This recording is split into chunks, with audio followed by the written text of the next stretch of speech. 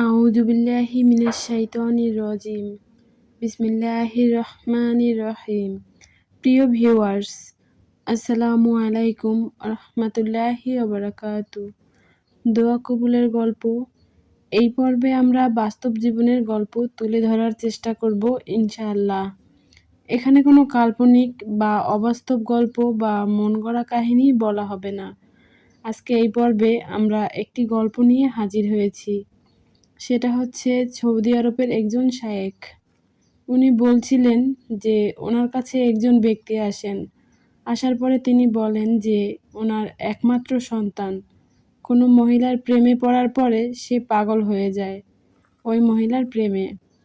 এতটাই পাগল হয়ে যায় যে সে রাস্তায় রাস্তায় ঘুরতে থাকে এবং সেই মেয়েকে ছাড়া সে বাঁচতেই পারবে না, এমন একটা পর্যায়ে চলে যায়। সেখানে একজন পিতা তার ছেলের এই কষ্ট দেখে সে যখন সহ্য করতে পারছিল না, শেষ পর্যন্ত তিনি ইসলামিক দাঈ তিনার কাছে গিয়ে হাজির হন এবং ইসলামিকভাবে এর কোনো সলিউশন আছে কিনা সেটা জানার জন্য তিনি উপদেশ চান। সেই শায়েখ বলেন যে আমি ওই ব্যক্তিকে দুটো উপদেশ দিলাম। এক নাম্বার হলো, তাকে আমি ২৪ ঘন্টা সর্বদাই শুধুমাত্র নাপাক জায়গা বাদে আমি তাকে ইস্তিগফার করার জন্য বললাম।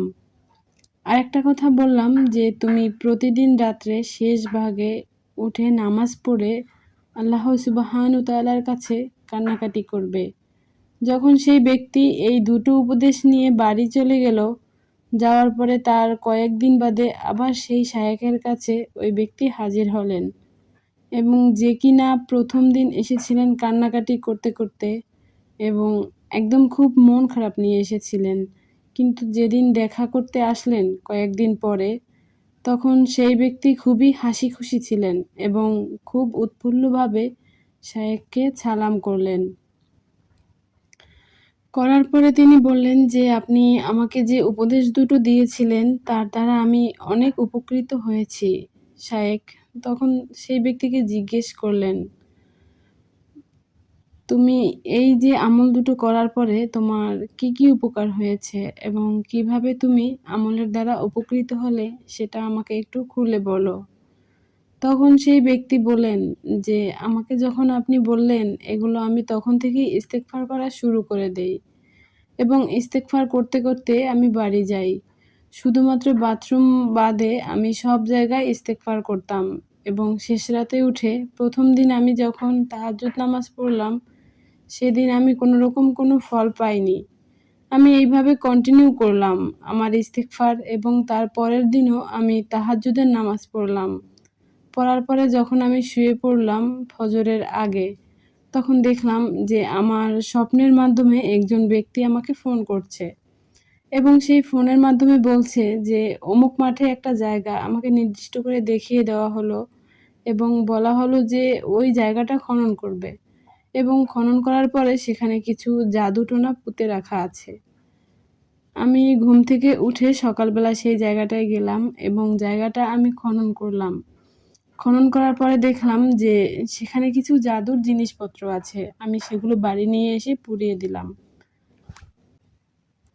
তাতে আমার ছেলে কিছুটা সুস্থ হলো। তার পরের দিন আমি আবারও যখন ইস্তেগফার করে শেষ রাতে ঘুম থেকে উঠে তাহাজ্জুদ নামাজ পড়ে আল্লাহর কাছে কান্নাকাটি করে দোয়া করে শুয়ে পড়লাম, তখন স্বপ্নের মাধ্যমে আবারও আমাকে আরেকটি জায়গা দেখিয়ে দেওয়া হলো এবং বলা হলো সেই জায়গাটা খনন করার জন্য। আমি ঘুম থেকে উঠে যখন সেই জায়গাটায় গেলাম এবং জায়গাটা গিয়ে খনন করলাম। খনন করার পরে আমি আবারও কিছু জাদুর জিনিসপত্র পেলাম এবং সেগুলো আবারও বাড়ি নিয়ে এসে সেগুলোকে পুড়িয়ে দিলাম। পুড়িয়ে ফেলার পরে আমি যখন সকালবেলা আমার ছেলেকে দেখলাম, তখন দেখলাম আগের তুলনায় আমার ছেলে পরিপূর্ণভাবে সুস্থ হয়ে গেছে এবং এখন আমার ছেলে একদম পরিপূর্ণ একজন সুস্থ মানুষ।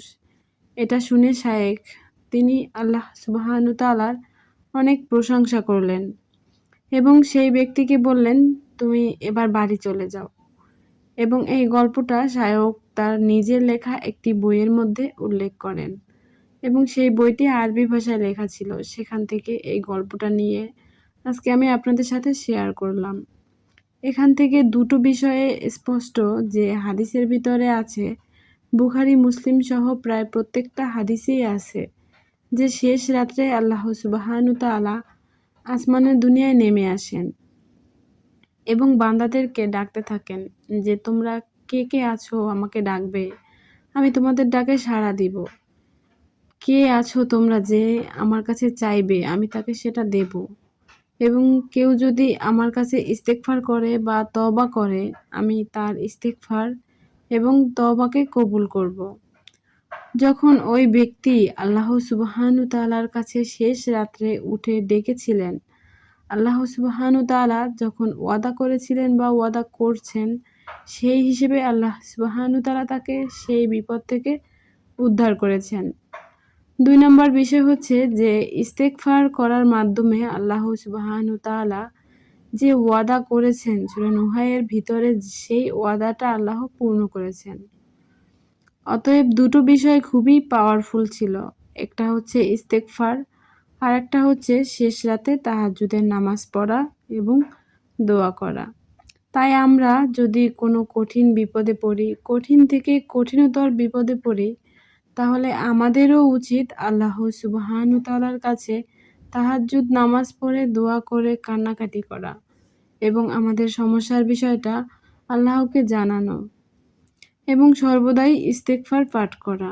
এই দুটো পাওয়ারফুল আমল যদি আমরা আমাদের জীবনের সর্বশ্রেষ্ঠ আমল করতে পারি, তাহলে আশা করা যায় আল্লাহ সুবহানাহু তাআলা আমাদেরও কঠিন থেকে কঠিন বিপদ থেকেও তিনি উদ্ধার করবেন ইনশাআল্লাহ। আসসালামু আলাইকুম ওয়া রাহমাতুল্লাহি ওয়া বারাকাতুহু।